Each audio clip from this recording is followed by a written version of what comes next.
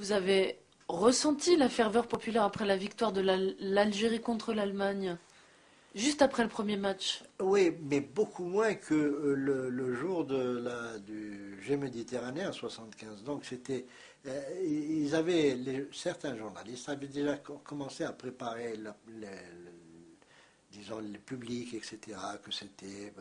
bon, finalement, quand on analyse la situation, la première participation de l'Algérie, c'était pas mal quand même finalement, tu gagnes deux matchs, et tu fais un match perdu, tu es éliminé. Donc, c'était pas mauvais, mais une certaine frange de journalistes a essayé de matraquer, etc.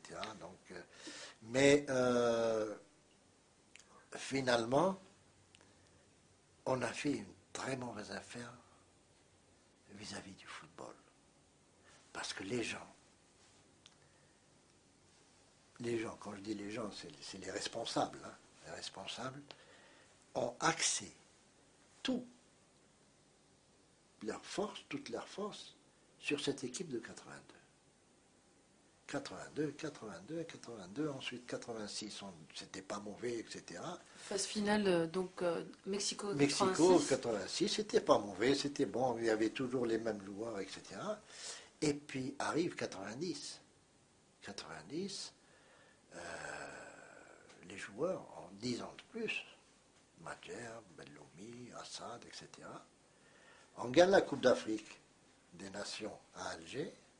Entre parenthèses, l'entraîneur c'était Kermali, donc un membre de l'équipe FLN.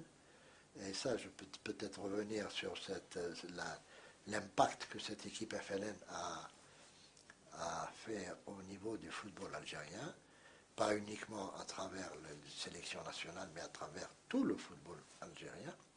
Donc, Kermali fait cette Coupe d'Afrique 90, et puis on commence à voir les joueurs en vie. Donc, ils n'ont plus la possibilité de gagner des matchs. Et c'est là qu'on commence la chute du football algérien, parce qu'on n'a pas su remplacer ces joueurs. Logiquement, un travail en profondeur aurait dû être fait de 82 petit à petit. On aurait intégré des jeunes joueurs au niveau de cette sélection nationale petit à petit. Et à la fin de 90, on aurait eu une autre équipe qui aurait la même qualité. Malheureusement, on n'a pas fait. Et on s'est retrouvé avec un football handicapé, un football malheureux, un football qui est maltraité en Afrique, parce que finalement, quand il y avait cette équipe 82 et qu'il y avait le tirage au sort, les pays africains étaient scandalisés. Encore l'équipe d'Algérie, quand on était tiré, hein. Maintenant c'est l'inverse. Quand on est tiré avec un pays, un groupe, ils sont contents parce qu'ils nous battent. Je vous laisse le mot de la fin si vous aviez un message ou quelque chose à dire.